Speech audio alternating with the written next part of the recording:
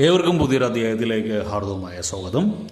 ഈ അധ്യായത്തിൽ നമ്മൾ വിശകലനം ചെയ്യുന്നത് മകയിരം നക്ഷത്രത്തിൻ്റെ 2026 ആണ്ട് മെയ് ജൂൺ മാസങ്ങളിലെ ഗുണദോഷ ഫലങ്ങളാണ്. പൊതുവേ മകയിരം നക്ഷത്രക്കാർക്ക് ഈ മെയ് ജൂൺ മാസം ഗുണദോഷ സമ്മിശ്രമായിട്ട് കാണുന്നു. ഇതിലെടുത്തു പറയേണ്ടത്, നിങ്ങൾ ഈ മാസങ്ങളിലൊക്കെ യുക്തിക്ക് നിരക്കാത്ത ചില പ്രവർത്തികളൊക്കെ ചെയ്യാനുള്ള സാധ്യത കാണുന്നുണ്ട്. അതുപോലെ തന്നെ ക്രയവിക്രയങ്ങളിലൊക്കെ നിങ്ങൾക്ക് തീർച്ചയായിട്ടും ബിസിനസ്സിലൊക്കെ വിജയം പ്രതീക്ഷിക്കാം. എന്നാൽ മാതാപിതാക്കളുടെ രോഗം മനസ്സിനെ ദുർബലപ്പെടുത്തുന്ന ഒരവസ്ഥയും കൂടി ഉണ്ടാകുന്നതാണ്. വർഷം മധ്യകാലമാണ് ജൂണൊക്കെ ആകുമ്പോൾ. അതുകൊണ്ട് തന്നെ ഈ മധ്യകാലമൊക്കെ നിങ്ങൾക്ക് ഒരുവിധം അനുകൂലമായ സമയമാണ്.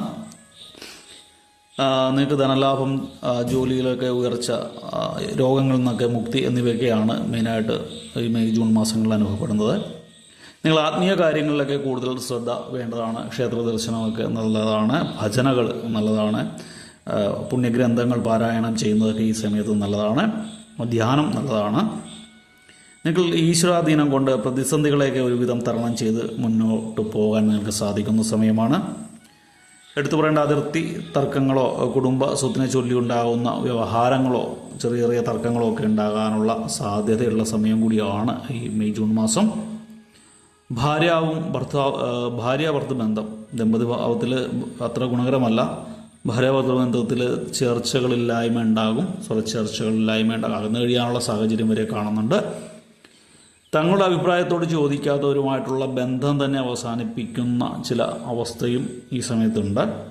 അത് ദമ്പതിഭാവത്തിലുമുണ്ട്, സുഹൃത്ത് ബന്ധത്തിലുമുണ്ട്, ബിസിനസ്സിലുമുണ്ട്. നമ്മളുമായിട്ട് ഒത്തുപോകാത്തവരെ ക്ലോസ് ചെയ്യാനുള്ള, അവരുമായിട്ടുള്ള ബന്ധം തന്നെ ഉപേക്ഷിക്കാനുള്ള സാധ്യത നിങ്ങൾ കാണുന്നുണ്ട്. തീർച്ചയായിട്ടും അത് ഒരു അപകടം ക്ഷണിച്ചു വരുത്തുന്നതാണ്. ഒരു വിധത്തിൽ ശരിയാണ്, എങ്കിലും സ്വന്തം ഭാര്യാഭർത്തൃ ബന്ധത്തിലൊക്കെ അത് അപകടം ക്ഷണിച്ചു വരുന്നത് കൊണ്ട് എല്ലാ കാര്യവും ഉചിതമായിട്ട് ആലോചിക്കുക. മുതിർന്നവരുടെ അഭിപ്രായമൊക്കെ ചോദിച്ചിട്ട് അത് ഷെയർ ചെയ്തിട്ട് മാത്രം അങ്ങനത്തെ കാര്യങ്ങളിലേക്ക് മുതിരുക. ദുർബുദ്ധികളുണ്ടാക്കുന്ന കുഴപ്പങ്ങളെ നിങ്ങൾക്ക് ഒരുവിധം അതിജീവിക്കാൻ കഴിയുന്നൊരു സമയമാണ്. അതിനുള്ള ആത്മബലമൊക്കെ ഉണ്ടാവും. തീർച്ചയായിട്ടും അധ്വാന ഭാരം കൂടുന്ന സമയമാണ്. പണമിടപാടുകൾ തീർച്ചയായിട്ടും കരുതലോടെ വേണം ചെയ്യാൻ. ചില അവർക്കൊക്കെ പണം കൊടുത്താൽ തിരിച്ചു കിട്ടാൻ വളരെ ബുദ്ധിമുട്ടായിരിക്കും. വിദേശ യാത്രകളൊക്കെ ചെയ്യാനുള്ള സാധ്യത ചില മകയിര നക്ഷത്രക്കാർക്കുണ്ട്. ജീവിതത്തെ തന്നെ മാറ്റിമറിക്കുന്ന ചില സംഭവങ്ങൾ നിങ്ങളുടെ ജീവിതത്തിൽ ഉണ്ടാകുന്ന സമയമാണ് ഈ മെയ് ജൂൺ മാസം. നിങ്ങളുടെ ഉറ്റമിത്രങ്ങളൊക്കെ എതിർച്ചേരിയിൽ ചേർന്നിട്ട് ഒരു വിഷമകരമായ അവസ്ഥകളൊക്കെ നിങ്ങൾക്ക് ഉണ്ടാക്കും. ചിലരൊക്കെ പുതിയ വീട് പണിയുകയോ പുതുക്കി പണിയുകയോ ഒക്കെ ചെയ്യുന്ന സമയമാണ്. മനസ്സിനെ അലട്ടിക്കൊണ്ടിരിക്കുന്ന പ്രശ്നങ്ങൾക്ക് പരിഹാരം തീർച്ചയായിട്ടും നിങ്ങൾക്ക് കണ്ടെത്താൻ സാധിക്കും. ഉദ്യോഗസ്ഥർക്കൊക്കെ കാലം വളരെ അനുകൂലമാണ്. സ്ഥാനക്കയറ്റം, പ്രമോഷനൊക്കെ പ്രതീക്ഷിക്കാം. എടുത്തു പറയേണ്ട അതിവേഗത്തിലുള്ള വാഹന ഉപയോഗം തീർച്ചയായിട്ടും ഒഴിവാക്കുക.